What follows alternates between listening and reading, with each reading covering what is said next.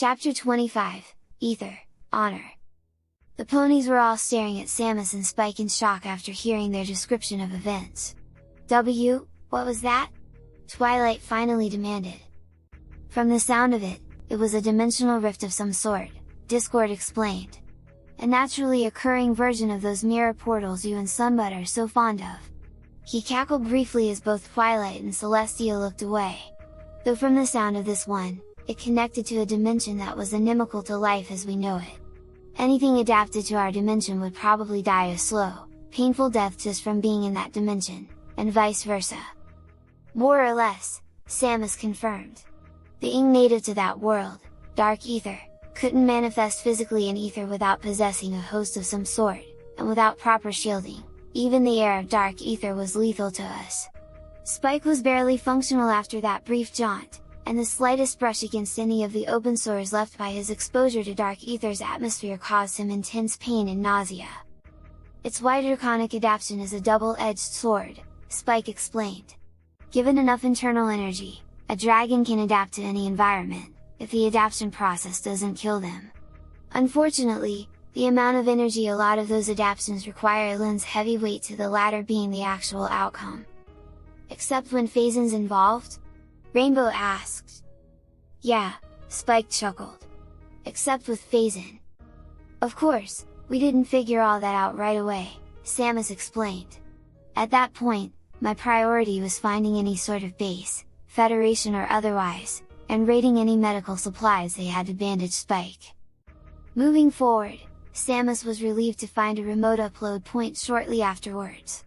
It was easy enough to uplink it to her ship, and use it to restore her suit's energy. Much to her frustration, however, it could do nothing for Spike's injuries. His groans of pain terrified her. Before his growth spurts on Talon 4, she had thought of him as one she needed to protect, but otherwise rather tough. After his growth spurts, she saw the mighty beast inside, easily capable of taking care of itself in most situations. Even when he knocked over the buildings, that was just him not knowing his own strength. But to see him like this, struggling just to keep breathing and keep his eyes open, she felt like she was tearing herself apart every time a speck of dust found its way into one of his sores. Taking an elevator, Samus found that they were just down the passageway from the door requiring a new translator program, beyond another door requiring the same. She growled in frustration at the ship being so close but so far. There were more than enough medical supplies on board ship for Spike to dress up as a mummy dragon for Halloween 5 times over. Turning, she carefully led Spike along the other path, thankfully into the open air where he was in less danger of dirt getting into his injuries. At first, Samus thought she might have Spike eat either some of the splinters, despite the bad taste, or a green Kraly she spotted, but even the attempt to swallow something caused Spike to hack it up, along with more black-tinted blood. Apparently, breathing in the air on the other side of the rift had done a great deal of damage to his throat, and possibly his lungs and who knew what else. Seeing a temple off in the distance, Samus decided to make that their destination.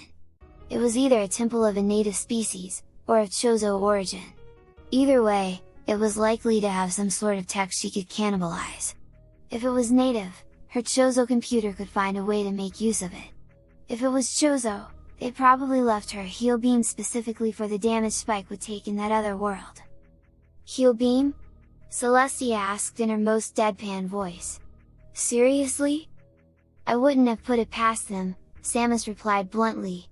It certainly wouldn't be the strangest or most obscure Chozo upgrade I've ever found.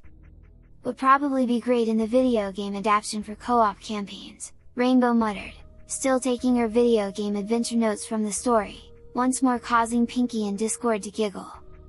You did find a way to heal Spike, didn't you? Fluttershy asked worriedly. Samus stared at the yellow pony for a time, then turned to look at Spike, who smirked sheepishly. Fluttershy blushed, hiding in her mane. At any rate, Samus went on. Continuing onward carefully, Samus found a control panel for a satellite distress beacon. She attempted to activate it, both to get word of what happened to the troopers to the Federation, and in the hopes that backup might bring some medicine for Spike.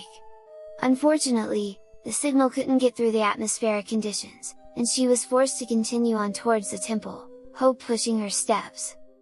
As she continued to lead the way, she actually witnessed the possession of various things by the creatures from the other side of the rift, as black ooze flowed into the trooper corpses, and black smog was absorbed into the splinters, in both cases amplifying combat capabilities and changing other details.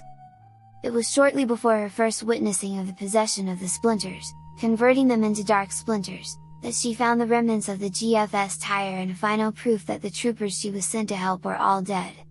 Much to her chagrin, there was nothing left in the ship itself worth salvaging, save a replacement missile launcher and map data for the region. Thankfully, the bulk of it did make a good place for Spike to hide in while she took out the dark splinters that attacked. Question. Pinkie Pie called out. Yes?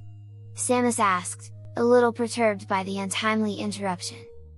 How come the Federation troopers and space pirates function so well on 20G planets like Aether? She asked. You seem to be indicating that only you and Spike were adapted to high-gravity worlds like that.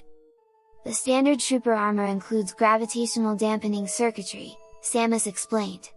It doesn't do much for acrobatics, but it allows them to function on high-gravity worlds normally without suffering organ or musculature compression. And the pirates use a lot of stolen technology, including Chozo, and many of their planetary bases are high-gravity worlds. Their home world is actually 40 Gs, which drastically reduces the maneuverability of ships and troops, which added another layer of protection for them on top of its location being top secret, and having a state-of-the-art anti-air defense grid. You blow the whole place to Tartarus, don't you? Luna asked insightfully.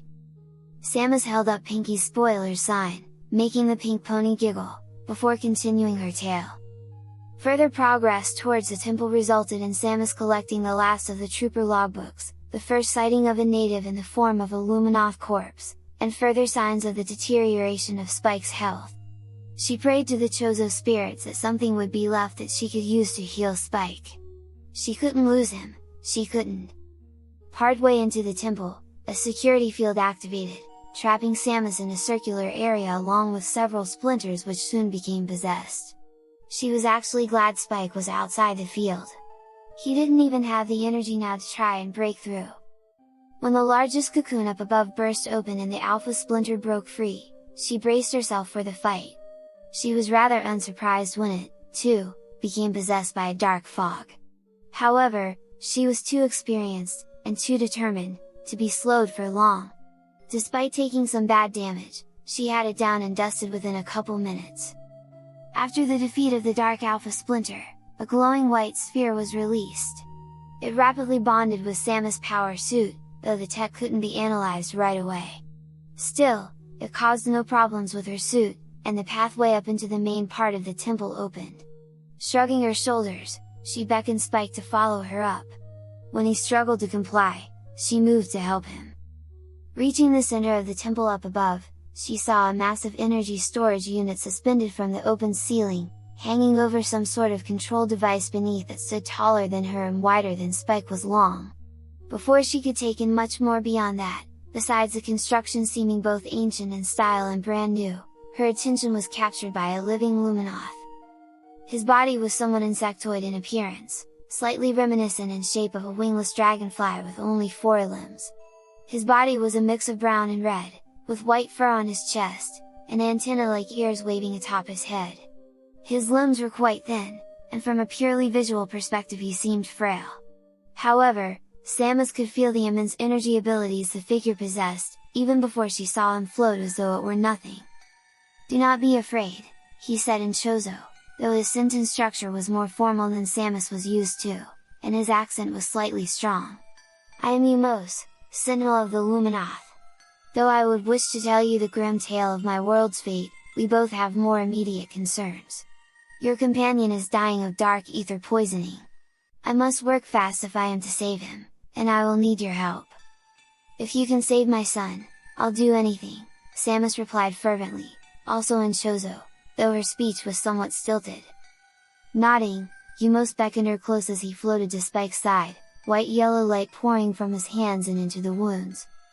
"Mom, you didn't," Spike breathed in shock. "I meant every word, Spike," she replied simply, her voice completely serious. Everyone glanced back and forth between Samus and Spike. Are we missing something?" Twilight asked. The literal translation of what she said in Chozo is, "For this, I give you my life," Spike explained. She literally offered up her life in exchange for my own. As I said, Samus repeated as the others gasped in shock, "I meant every word." Twilight looked up at Samus in awe. She'd seen Samus' softer side in the video Spike had shown them, and had known she was a wise and brave warrior. But seeing her dedication like this, how readily she offered her own life in exchange for Spike's. Noticing Pinkie staring at her, Twilight determinedly bit her lip before anything embarrassing could escape. "So," Luna began, "what did you most ask of you in exchange for saving Spike?" Samus chuckled. He actually claimed there was no debt owed, that if he could save one more life from the ravages of the Ing, it was an act worth doing for its own sake.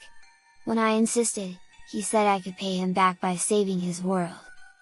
"Like we weren't going to do that anyway," Spike countered, rolling his eyes.